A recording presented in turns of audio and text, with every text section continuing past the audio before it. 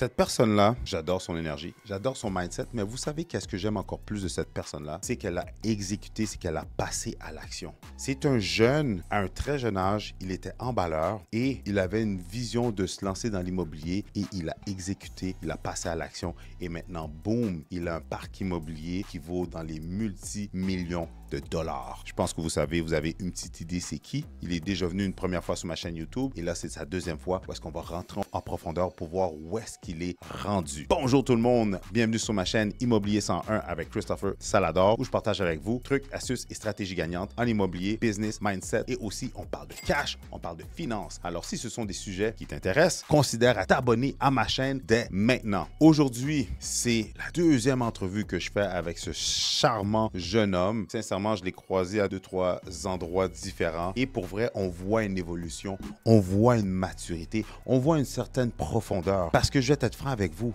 il m'a littéralement dit durant cette vidéo-là qu'à un certain moment donné, il était haï par tout le Québec. Est-ce que vous devinez c'est qui? C'est Corey Albert. Pensez qu'est-ce que vous voulez penser. Dites qu'est-ce que vous avez à dire. Certaines personnes l'haïssent, certaines personnes l'aiment, beaucoup de personnes embarquent dans son coaching. Regardez, je l'ai avec moi, je rentre dans sa tête. Avant de juger un livre par sa couverture, allons feuilleter les pages de qu'est-ce qui se passe entre ses deux oreilles pour voir où est-ce qu'il est rendu, pour voir qu'est-ce qu'il a accompli, pour voir comment il peut inspirer d'autres personnes à faire la même chose. Alors sans plus tarder, rentrons dans le vif du sujet dans un instant. Le marché de l'immobilier au Québec est en pleine explosion. Beaucoup d'opportunités pour les acheteurs de première maison et d'immeubles à revenus. Avec la méthode Salador, je vais vous outiller pour faire la meilleure transaction.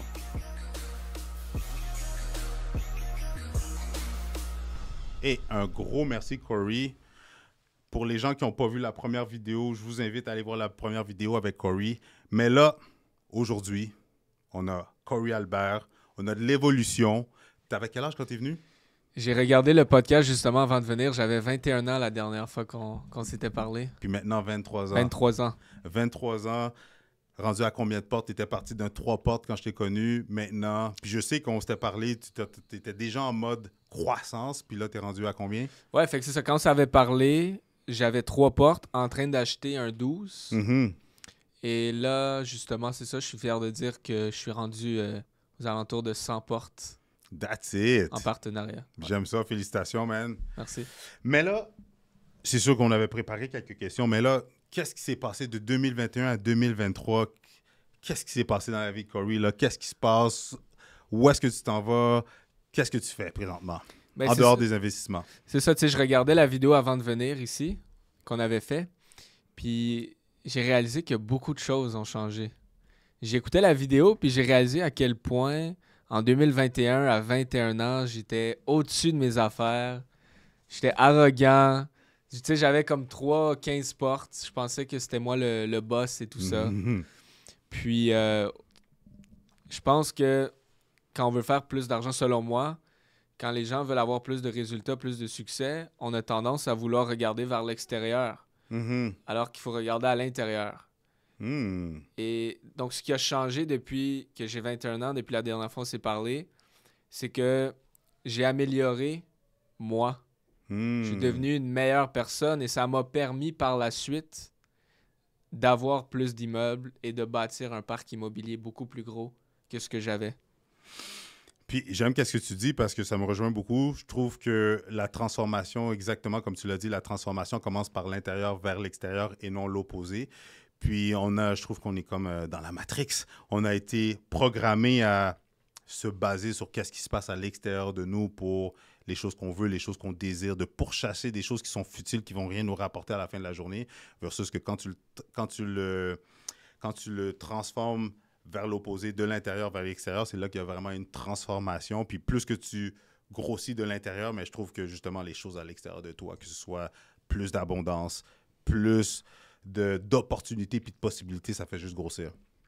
Mais là, les gens vont dire, OK, là, il dit juste ça parce qu'il a répété son script, he wants to look good, mais tu sais, tu as eu des challenges, c'est sûr. Ça n'a pas été facile de 2021, comme, tu sais, de la même façon qu'il y a 4 saisons dans une année, et ça nous arrive dans notre vie personnelle que c'est des montagnes russes d'émotions. Y a-tu des challenges qui te sont arrivés ou que tu pourrais nous partager comme anecdote? Ben, mets-toi à ma place. Pendant une certaine période de temps, littéralement, tout le Québec me détestait. C'est fou, hein? C'est drôle, c'est vrai. Fait que, tu sais, je suis pas un robot, puis je suis pas ici à vous dire, à te dire, tu sais, non, ça m'affecte pas, moi je suis un robot, etc. Tu sais, je suis un être humain, puis c'est sûr que ça m'a affecté. Mais c'est là que c'est important de dire, c'est important d'être bien entouré. Parce que oui, il y avait tout le Québec au complet qui me détestait, qui me comprenait pas ou qui me connaissait pas à cause c'était ma faute, je m'exprimais mal. Mais au moins, j'avais un cercle de personnes. J'avais ma copine Adela, j'avais Danny, j'avais Maria, j'avais Angel. J'avais des gens dans mon entourage qui me connaissaient pour qui j'étais pour de vrai, qui, malgré le fait que tout le Québec me détestait, eux savaient j'étais qui et ont resté vrais à moi. Nice. Et c'est ça qui m'a permis, en fait, de passer à travers la vague. Et aujourd'hui, tu sais, on peut voir que ça a quand même changé, cette vague-là. Mais ça a été difficile pendant une longue période de temps. C'est sûr, parce que tu sais, le monde en a profité pour te rentrer dedans. Les trolls sur TikTok, je trouve que ça, c'est les pires, là. Oh my gosh. Juste là, j'ai publié une vidéo, je pense, en fin de semaine, puis je trouve que les plus gros trolls sont sur TikTok. Mais justement, parlons de ça, c'était vraiment pas dans les questions, mais comment tu gérais ça, mettons, de voir les commentaires négatifs, le monde qui te rentre dedans, les portes, les styles, le monde qui faisait des parodies. Comment tu dealais avec ça, toi, à l'intérieur de toi? Ça te faisait-tu quelque chose? Ou tu sais, au début, c'est sûr que oui, mais je te laisse nous l'expliquer. Ouais, ben, tu sais, les parodies et tout ça, tu sais, ça fait tellement longtemps depuis quand on y pense, ça fait tellement longtemps de ça, on dirait que je suis même plus la même personne du tout. Les trolls, les vidéos parodies qu'on faisait en 2021 sur moi, c'était vraiment drôle.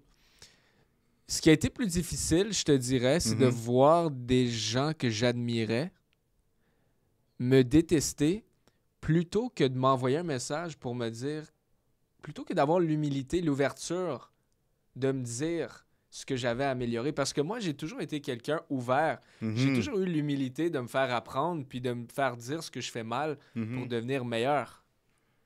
Et c'est ça qui m'a fait mal un peu, de voir des gens m'humilier, des gens que j'admire m'humilier, plutôt que de venir me voir en tant qu'homme face à face et me dire « Hey, tu devrais améliorer ci, améliorer ça, améliorer ci. » Puis je l'aurais fait parce que je suis quelqu'un d'ouvert. Ça fait mal. Je vous arrête un petit instant. Si vous désirez vendre, acheter ou investir en immobilier, allez dans la description dans le bas de cette vidéo. Vous allez pouvoir cliquer sur le lien pour réserver une consultation avec votre cher et l'unique Better Call Chris, où est-ce que je vais pouvoir répondre à toutes vos questions. On va pouvoir regarder votre situation, mais encore mieux, on va pouvoir élaborer un plan d'action qui va vous permettre, oui toi, te permettre de soit vendre, acheter ou encore mieux, investir en immobilier. Alors si tu désires passer à l'action et te lancer dans le monde de l'investissement immobilier, va dans la description et clique sur le lien dès maintenant. De retour à la vidéo. Ça, c'est clair. C'est clair. Surtout si c'est des personnes, comme tu dis, que tu admires. Puis je te comprends parfaitement parce que, tu sais, admettons, je vais prendre mes vidéos, les vidéos. Tu sais, quand tu commences à faire des vidéos, t'es pas parfait. Les premières fois, là, t'es poche, t'es nul. Il y a toujours quelque chose qui cloche. Mais une des choses que j'ai remarqué, c'est quand les gens me disaient tout le temps « Hey, Chris, tu sais, c'est bon tes vidéos, c'est bon, qu'est-ce que tu fais? » J'étais comme... OK, super, tu sais, j'apprécie le commentaire. Mais quand les gens commencent, puis quand certaines personnes me disaient « Hey, ton son, et si me faisaient un petit commentaire d'ajustement, je trouvais que c'était tellement mieux comme commentaire parce que ça me permettait de grossir, de corriger quelque chose, une faille, une imperfection qui faisait que ça permettait d'avoir une meilleure qualité sur les vidéos. Fait qu'effectivement, toi, dans ton cas, que les gens...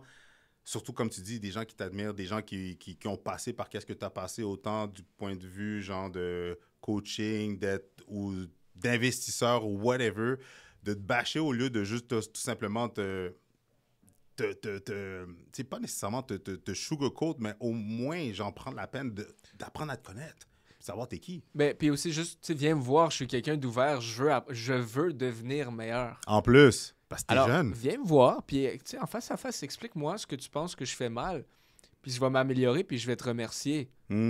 C'est ça que j'aurais au moins un peu plus apprécié. Tout à fait. Mais regarde, c'est dans le passé, c'est des choses qui arrivent. Je pense que j'étais vraiment arrogant aussi dans le passé. Je sais pas, j'avais peut-être un certain complexe et tout ça. Aujourd'hui, j'ai passé à travers... Fallait que je passe à travers ça pour devenir qui je suis aujourd'hui. Exact. Puis là, depuis qu'on s'était vu, tu avais combien de portes environ en 2021 quand on s'était vu? Ben c'est ça, en 2021, j'étais en train d'acheter j'avais le triplex, puis j'étais en train d'acheter le 12 logements. OK. Puis là, depuis T'es rendu à combien? 100. 100. Puis, comment t'as basculé? Qu'est-ce qui a été, admettons, 3 stratégies, 3 trucs qui t'ont permis de basculer? Tu sais, je connais l'idée un peu, mais pour les gens qui... Tu sais, les gens vont voir ça comme big. Les gens vont voir ça aussi comme, hey, wow, c'est comme un rêve, comme comment qu'il a fait. Fait qu'est-ce qui a été un pivoting point qui t'a fait comme, pouf? Je te dirais, ben, c'est vraiment... À un moment donné, j'ai rencontré quelqu'un à une soirée de réseautage, puis il valait 100 millions de dollars. Mhm. Puis, tu sais, entre toi puis moi, on s'en fout combien qu'on vaut, combien de portes qu'on a, combien d'argent. Tu sais, l'important, c'est est-ce qu'on est fier de nous à la fin de la journée. Mhm. Mais je lui ai demandé, j'ai dit, comment est-ce qu'on fait pour se rendre à 100 millions de valeur nette? Mhm. Puis, il m'a répondu, ben, c'est 1 million à la fois. Wow. Donc là, j'ai dit, OK, 1 million à la fois. Et ce que j'ai fait, je me suis retourné, puis je suis allé implémenter ça carrément en immobilier. Mm. Un immeuble à la fois. Pour se rendre à 100 portes, c'est une porte à la fois. Mm. Et donc, j'ai commencé à acheter, à optimiser les immeubles, les refinancer. La même stratégie que ce que je faisais en 2021. J'achète, j'optimise, je refinance. J'en achète un autre, j'optimise, je refinance. Puis avec le même argent, j'ai acheté un immeuble, 2 immeubles, 3 immeubles, 4 immeubles, 5 immeubles, 6 immeubles, 7 immeubles. Puis c'est un peu ça la stratégie. J'ai la même stratégie que depuis que j'ai commencé. Puis c'est cette même stratégie-là qui va me rendre à mes 1000 portes, par exemple. Tout à fait. Mais une des choses que tu n'as pas nommées, c'est le partenariat. Comment qu'on fait pour trouver des bons partenaires ou plutôt, avant de répondre ça, comment les partenaires t'ont permis de grossir encore plus vite? Oui, le partenariat, c'est quelque chose que je prône beaucoup. C'est bien de faire de l'argent, mais à un moment donné, c'est cool de faire de l'argent avec d'autres personnes. Tout à fait. Tu sais, tantôt, on parlait pour la communauté haïtienne, le COB-SOL, etc. Oui. Donc, moi, j'adore ça, j'admire ça, tu sais, les gens qui font un partnership et qui achètent ensemble. Donc, comment j'ai trouvé mes partenaires? Écoute, c'est des gens en qui j'ai confiance, c'est des gens que j'ai bâti une relation, c'est des gens que je connais, des gens que on a les mêmes visions. Mm. Parce que tu m'as posé la question tout à l'heure, tu me disais, tu l'as-tu encore ton triplex? Mhm. Puis ma réponse a été oui. Le premier triplex que j'ai acheté, je l'ai encore. J'ai tous mes immeubles. Moi, je ne vends pas mes immeubles. Alors, quand je fais un partenariat, par exemple, je ne vais pas m'associer avec quelqu'un qui me dit « Ah oui, moi, je vais faire un flip puis le revendre l'année prochaine. OK. » Parce que nos visions ne sont pas connectées. Tout à fait. Puis, comment tu pourrais, je te dirais, avec les taux d'intérêt, c'est sûr que moi, je te dirais, puis pour les gens qui nous écoutent, une des choses que les gens, surtout, admettons, on va parler des immigrants, les Haïtiens, beaucoup de communautés sont très non, je veux faire les choses par moi-même. Mm. Pour 2024 and beyond, pour aller dans des gros projets, c'est pas tout seul. Tu sais, pour te rendre à tes 1000 portes, ce sera pas tout seul. Pour accomplir quelque chose de grand, ce ne sera pas tout seul. Puis à un moment That's donné, it. il faut que tu le réalises. Exactement. Puis, je te dirais, en dehors, fait partenariat, puis c'est sûr que tu dois avoir un Inc. Toi, est-ce que tu achètes sur ton Inc. ou sur ton nom personnel? En fait, j'ai une Tu as une structure. structure très compliquée que mon fiscaliste, mon comptable m'ont mis en place. J'ai environ une dizaine d'entreprises incorporées That's it. pour mes immeubles, etc. Parce que, non, OK. Non, c'est bon. Parce que c'est ça, je me disais, parce que quand tu as dit tu t'es mis à racheter, refinancer, sur son nom personnel, on va se bloquer très rapidement. Versus que à la vitesse grand V que tu vas, en dehors du partenariat, c'est sûr que tu dois avoir une structure fiscale qui t'a permis de scale. Ouais, mais tu sais, c'est pas nécessairement le fait que tu es au personnel. Tu sais, moi, par exemple, parce que j'ai beaucoup de personnes, justement, ils me demandent ça, j'achète-tu au perso ou en incorporation? Ma première réponse, c'est, regarde, je suis pas un comptable, va parler à un comptable. Tout à fait. Selon mon expérience, mon premier 12 logements, justement, que je te parlais à l'entrevue en 2021, je l'ai acheté à mon nom personnel. OK.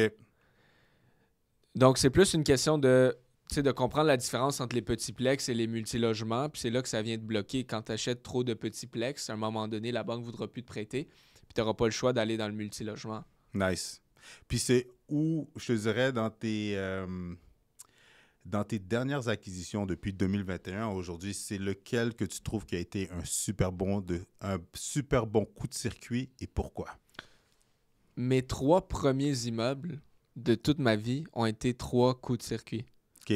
Pourquoi? Mon premier triplex, je l'ai acheté à 187 500. Aujourd'hui, il en vaut un demi-million. Nice. À Gatineau. À Gatineau. Mon 12 logements, acheté à 199 000 $. Aujourd'hui, il en vaut 1 240 000. Dans quel coin? Mauricie. Nice. J'ai fait 1 million de dollars sur mon deuxième immeuble. Et mon troisième immeuble, je l'ai acheté à 1 million et il vaut 1,8 million. Puis tout ça, ça a été fait dans un marché régulier. Là. C'est pas parce que les taux d'intérêt, etc., etc.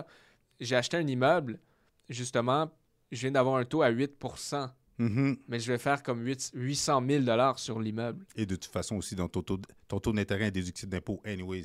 Oui, qu'est-ce que tu peux en intérêt, c'est déductible. Exactement, mais tout ça pour dire parce que les gens, parce que tu me fais penser à ça, les gens souvent, on entend 8%, les gens vont être comme « Oh my God, pourquoi t'as acheté? Ça fait pas de sens. » Mais la réalité, quand tu achètes du multi, tu payes pas le 8% complet parce qu'il y a une partie qui est déductible d'impôt. Ouais, puis tu sais, pour les gens qui regardent beaucoup le taux d'intérêt, il faut regarder le taux d'intérêt. 100%. Le taux d'intérêt, c'est la réalité, c'est quelque chose qui est important de regarder. Mais ce qui est important aussi de comprendre, c'est de regarder le projet.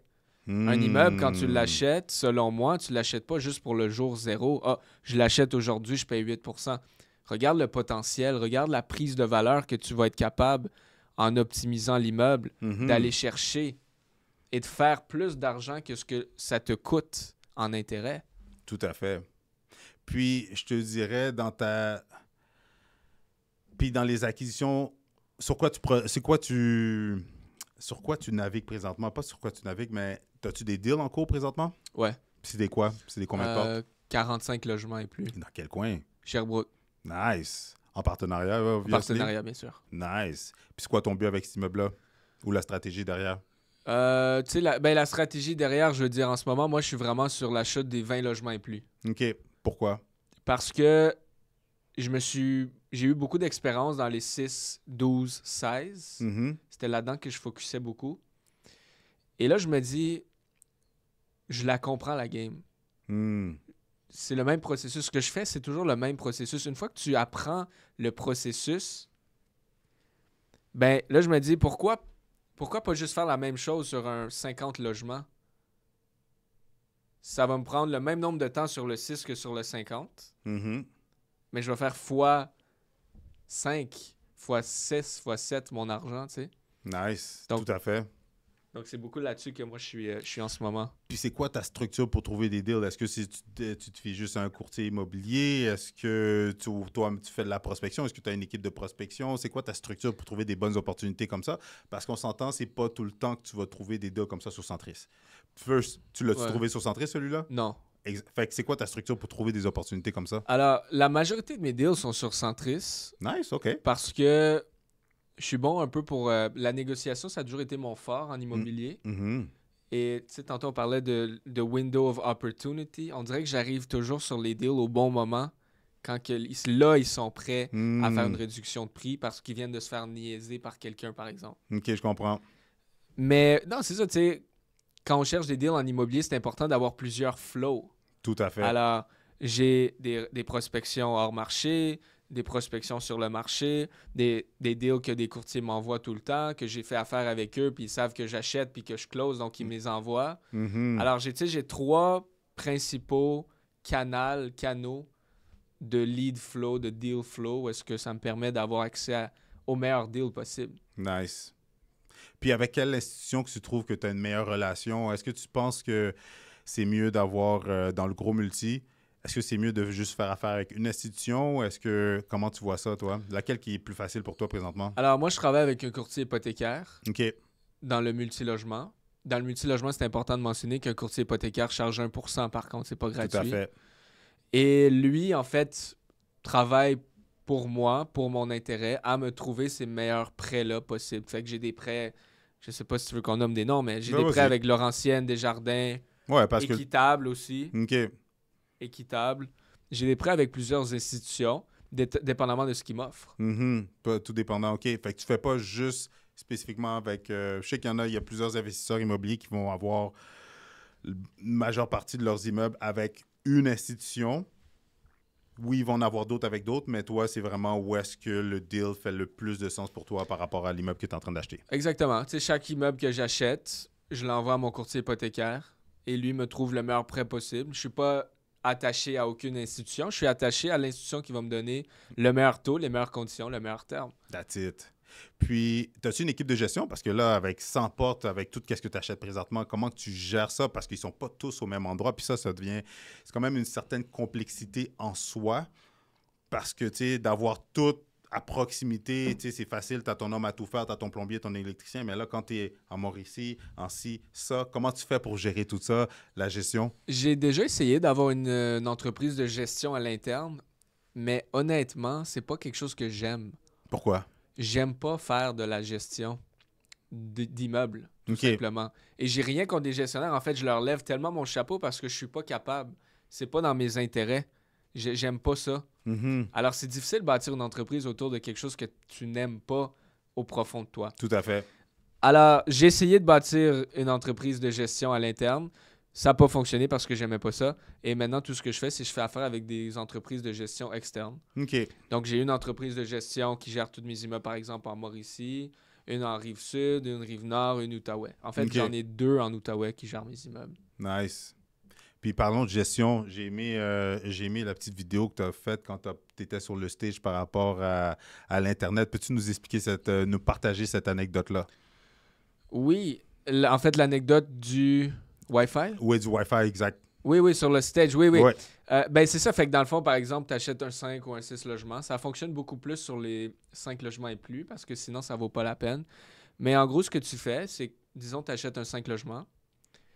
Tu vas voir chacun des locataires, tu leur demandes combien ça te coûte de Wi-Fi. Mhm.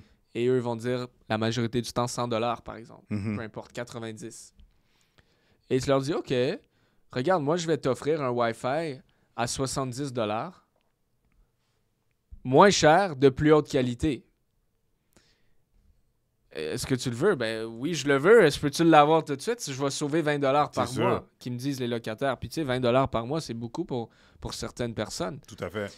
Et fait que je leur donne accès à ce Wi-Fi-là, les 5, me payent 70 $, ça donne 350 $ par mois. Et moi, en échange, ça me coûte, par exemple, 100 $, une entrée de Wi-Fi pour les 5 Hmm. que je viens séparer. En plus. Donc, ça fait augmenter, disons, par mois de 250 $. Puis, il y a une règle de pouce en immobilier qui dit que chaque dollar de revenu de plus sur ton immeuble augmente la valeur de ton immeuble de 180 $. Hmm. Fait que, tu sais, si je fais 250 $ de plus par mois, fois 180, c'est un MRB de 15, en fait. Tout à fait. Ben, c'est quoi la valeur que ça vient de créer? Hmm. Donc, eux sont gagnants, puis moi, ben, je viens de créer des centaines de milliers de dollars en plus. En valeur, En en valeur. plus. C'est vraiment génial. Puis, admettons, je te dirais, si je te demanderais, pour les gens qui sont au point de vue résidentiel, mais qui voudraient aller dans du multilogement commercial, puis grossir à la vitesse grand V ou à la stratégie Corey, comme on parlait tantôt, mais à la vitesse grand V, tu leur suggérerais quoi comme 3 stratégies? Oui. Donc, tu sais, c'est ça. Il y a le résidentiel, il y a le multilogement. Il y a certaines personnes qui vont commencer direct dans le multilogement, certaines personnes qui vont commencer dans le résidentiel, ensuite aller dans le multilogement. Et pour les gens qui ont deux triplex, Mhm. 3 duplex, puis qui se disent « je suis bloqué, je veux aller dans le multilogement », c'est probablement la meilleure décision qu'ils vont faire parce que sinon, ils ne peuvent plus grossir leur parc, ils sont Mhm. bloqués. Alors, le truc pour aller dans le multilogement, c'est beaucoup de... Ça te prend une certaine liquidité. Tout à fait. Si, par exemple, tu es prêt à faire du partenariat, je te dirais que ça te prend 100 000 $ grosso modo, pour te lancer dans le multilogement. OK. Mettons, vous êtes 3, ça fait 300 000. Hmm. Et par la suite, c'est de trouver des immeubles, d'acheter un immeuble qui a un grand potentiel d'optimisation où est-ce que les revenus sont sous-loués. Mhm.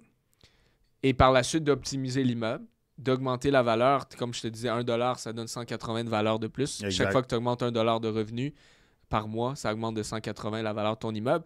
Retourner voir la banque, reprendre, refinancer, réhypothéquer l'argent, puis en acheter un deuxième. Puis un troisième, aller exploser le momentum. Exact. Qu'est-ce que tu penses des gens, mettons, des secteurs, parce que beaucoup, mettons, ceux qui n'ont pas autant les moyens, autant de liquidité, souvent le premier réflexe, parce qu'ils vont répéter, régurgiter qu'est-ce qu'ils entendent de leurs proches, c'est d'aller, mettons, des coins comme Shawinigan, Trois-Rivières. Qu'est-ce que tu en penses? Je parlais de ça justement avec Danny dans mon équipe l'autre jour.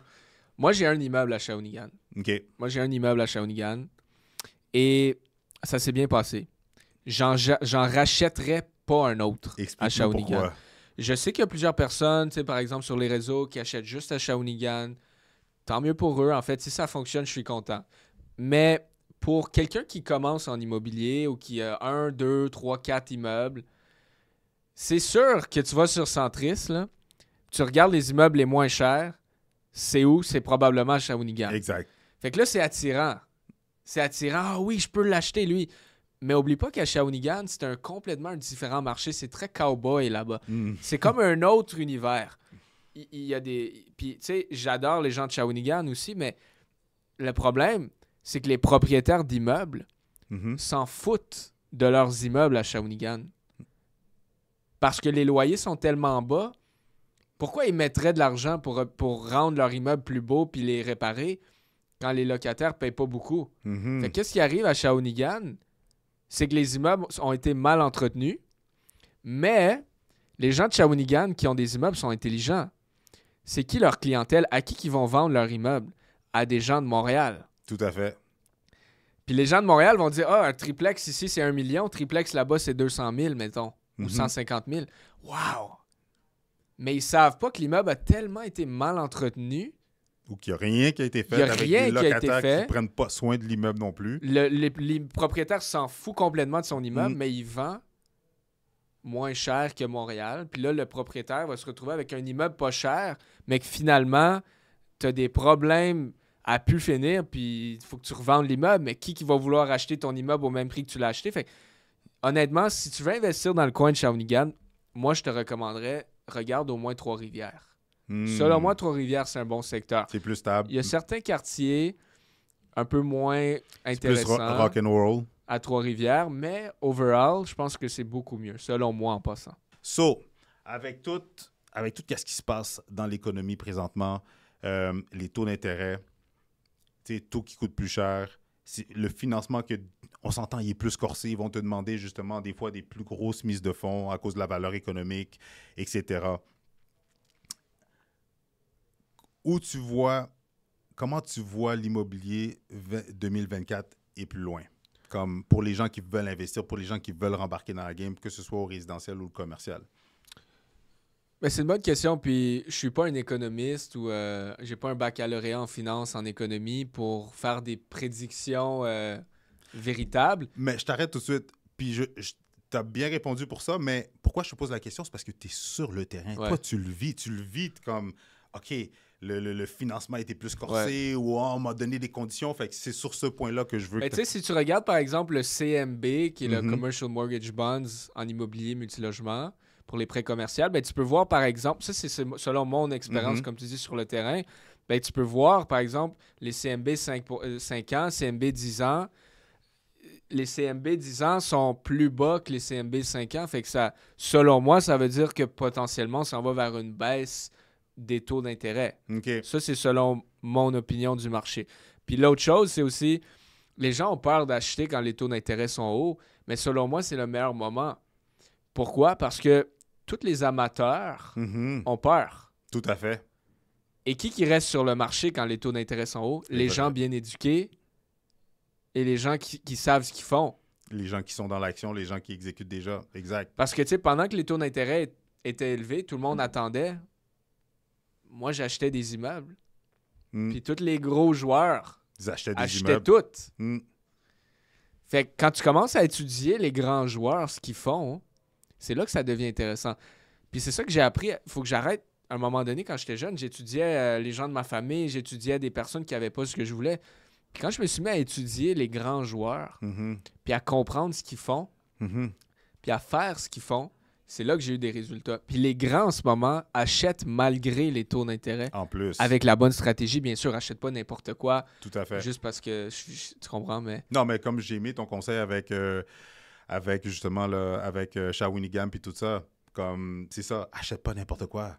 Fais ton due diligence, puis, tu sais, il faut... Moi, je prône beaucoup d'avoir une porte de sortie aussi. Puis, la réalité, puis tu pourrais élaborer là-dessus, mais au contraire, ça va être ma prochaine question. Mais qu'est-ce que je prône beaucoup encore plus en ce moment, c'est d'avoir un plan de match. T'achètes pas juste ça comme ça, parce que tu le dis à plusieurs reprises. Quand tu achètes, c'est parce que tu as une stratégie derrière.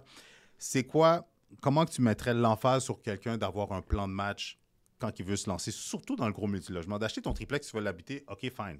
Mais même là encore, tu dois avoir un plan de match. Qu'est-ce que t'en penses? Ouais, puis en anglais, on appelle ça un exit strategy. Yep. Et je suis 100% d'accord. Tu as besoin de plusieurs exit strategies. Tu as besoin de plusieurs plans de sortie. Mhm. Et encore une fois, ça revient à c'est quoi ton plan avec l'immeuble sur le long terme? Moi, par exemple, mon plan, à chaque fois que j'achète un immeuble, je m'assure que je peux l'optimiser. Je m'assure que je peux l'acheter à 1 million, par exemple, ou à 500 000 et l'apporter à 800 000. Mm. Tu sais, j'ai aidé quelqu'un il y a quelques mois à acheter un setplex à 350 000 sur la rive sud de Montréal qui va valoir 800 000 parce que il a implémenté une stratégie d'optimisation et de sortie de fonds pour avoir tes fonds, pour pouvoir grossir ton parc. Tout à fait. Tout à fait. Puis, what's next for Corey? C'est quoi dans les prochaines, admettons, 5-10 ans? What's next for you? 5-10 ans, écoute, je pense On va prendre 5 ans, on va prendre 5 ans parce qu'on est 10 ans, je suis rendu, 5 ans, 10 ans, je commence à tranquillement des enfants un jour, Nice. c'est sûr. Et personnellement, j'aimerais avoir des propriétés à travers le monde. Je suis quelqu'un qui aime beaucoup voyager.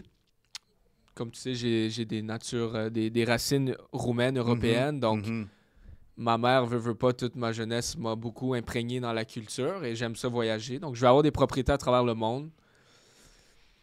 Puis, je te dirais, tu sais, je veux juste devenir une meilleure personne à tous les jours. Je veux aider le plus de gens possible, c'est sûr, mais personnellement, je veux juste m'améliorer. Pourquoi? Parce que je pense que, je sais pas pour toi, mais à chaque fois que j'arrête d'apprendre, je me sens pas bien. J'ai besoin d'apprendre, j'ai besoin d'évoluer, j'ai besoin d'apprendre de tout le monde. Hein. J'adore apprendre de n'importe qui. Je rencontre quelqu'un dans la rue, je veux apprendre de lui, je veux apprendre d'autres choses que moi je sais pas. Et donc, d'ici 5 à 10 ans, c'est ça, c'est famille, propriété à travers le monde, dans tous les pays, j'aimerais avoir des immeubles, voyager à travers le monde et me préparer à devenir un bon père de famille qui élève ses enfants comme je sens que c'est la bonne façon. That's it. Mais effectivement, pour retourner sur ton point, tu as 100% raison. Je pense que c'est Tony Robbins qui le dit, mais plusieurs autres aussi. If you don't grow, you die. Exact. La seule constance dans la vie, c'est le changement. Tout est en perpétuelle évolution. Ouais. And if it stops, ça va mourir. C'est vrai. C'est comme l'eau. J'avais entendu un quote, c'est comme la similitude entre l'eau, le sang puis quelque chose d'autre. Ben, si ça arrête de flot, ça va pourrir. Fait que, l'être humain, on va continuellement, à travers notre vie, notre parcours de vie sur cette terre, c'est continuellement évoluer puis grandir. Ouais. Sinon, tu meurs. C'est comme ça que je me sens d'abord. Tu sais, quand j'arrête d'apprendre pour une semaine, je me sens comme je suis en train de mourir. Exactement. Je me sens comme ça. C'est fou. Fait que là, je vais aller me chercher un livre, tu sais, je vais apprendre. Je m'en vais aux États-Unis, je viens d'acheter un truc à 60 000 $. C'est quoi? C'est un truc en lien avec l'immobilier et tout ça aux États-Unis. Une formation, un coaching? Un séminaire, ouais. OK, nice. Je suis en constante évolution, tu sais, personne ne sait tout. Tout à fait. Puis quand les gens pensent qu'ils savent tout, c'est là que tu arrêtes de grandir. Puis, quelques petites dernières questions. Avec l'évolution, avec la maturité, quand même, juste 23 ans, c'est fou. Hein?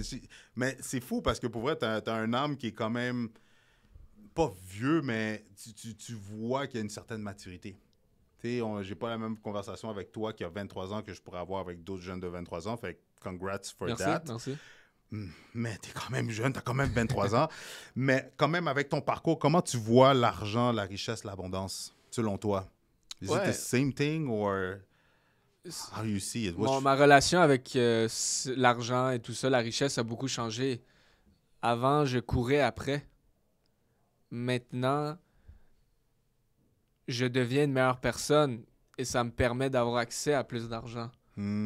L'argent, selon moi, c'est juste un résultat de qui tu es, des actions et des opportunités que tu apportes dans la planète, sur la planète. Et on court souvent après l'argent. Mais à un moment donné, tu sais, je l'ai eu l'expérience. J'avais 100 000 dans mon compte. Mettons, j'avais 0 $, puis je me dis, quand je vais avoir 100 000, je vais tellement me sentir bien. J'avais 100 000. Quand je vais avoir 200 000, je vais tellement me sentir bien. J'arrive à 200 000, j'en veux plus. J'en veux plus. Puis là, je me suis dit, à un moment donné, quand je vais avoir 1 million de $ dans mon compte, je vais être accompli. Puis c'est arrivé, j'ai eu un gros refinancement d'un immeuble, puis je me suis dit, j'en veux plus. Fait que là, je me suis dit, attends une minute, c'est pas l'argent qui me rend heureux, c'est ce que j'accomplis. Tout à fait. Et quand tu accomplis des choses qui sont alignées avec qui tu es, je pense, selon moi, que c'est là que l'argent va venir. Bien dit. Pour les jeunes qui débutent, sans leur vendre de rêve, ce serait quoi, mettons, 3 stratégies que tu leur expliquerais, là, que tu pourrais leur partager là, pour qu'ils puissent become a better version of them, devenir accomplir plus, mais surtout exécuter dans leurs aspirations, ce serait quoi? Ouais, puis tu sais, c'est des conseils quand même pour tout le monde aussi, pour les jeunes, pour les gens qui sont pas Tout à jeunes, fait. etc. Tout simplement, ben, si tu veux acheter un petit plex, par exemple, un duplex, triplex, quadruplex, ça te prend un emploi à temps plein. Ça, c'est clair. Et vraiment, c'est un des conseils que je donnerais à tout le monde, en fait, c'est d'être ouvert d'esprit, d'être curieux, d'être ouvert à en apprendre, d'être ouvert à se faire piquer son ego, puis dire, hey, ce que tu pensais que c'était, c'est pas du tout ça. Et d'arrêter de dire, ah oui, moi je sais, moi je sais, moi je sais, moi je sais, mais plutôt retourner vers, je sais rien, apprends-moi. Ça, c'est un des plus gros conseils. That's deep, bro. That's deep.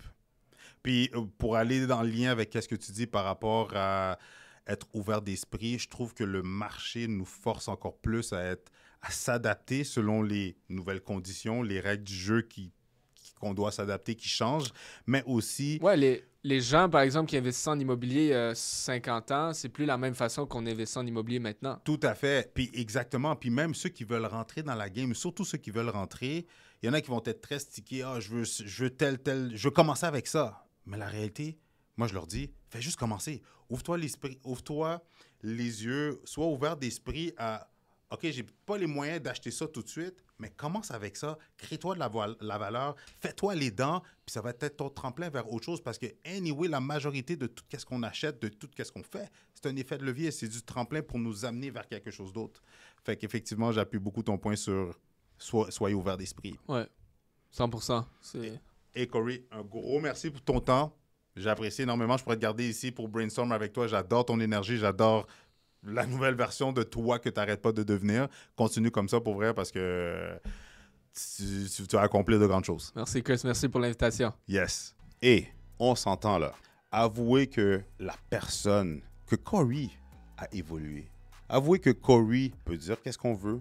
On peut le juger par rapport au type de vidéos qu'on voit sur les réseaux sociaux, mais on va se l'avouer qu'il a grandi, il a évolué. Tout le monde a son propre chemin, il a choisi son chemin, il a fait ses choix, mais financièrement, en termes d'investissement, on ne peut pas lui enlever qu'il a exécuté, qu'il a passé à l'action, et c'est ces actions-là qui l'ont rendu où est-ce qu'il est rendu aujourd'hui. Mais il a créé son track record, sa feuille de route, le prouve. Donc, regardez, dites-moi dans les commentaires comment vous avez trouvé Corey. Écrivez 3 emojis d'éclair dans les commentaires pour que je puisse comprendre que vous aimez ça. Ou sinon, écrivez tout simplement Better Call Chris. Si vous n'avez pas aimé ça, si vous n'aimez pas le personnage, dites-moi-le dans le commentaire. Je serais curieux de savoir votre perception. Est-ce que c'est juste moi ou vous voyez quelque chose que je n'ai pas vu? Mais pendant que vous y êtes, abonnez-vous pour que l'algorithme de YouTube puisse proposer mes vidéos, mon contenu, justement à d'autres personnes comme vous qui peuvent certainement en bénéficier. Et justement, avant d'aller plus loin, si vous désirez d'autres stratégies gagnantes, d'autres contenus, d'autres entrevues vraiment pertinentes, je vous suggère de regarder une de ces 2 vidéos-là.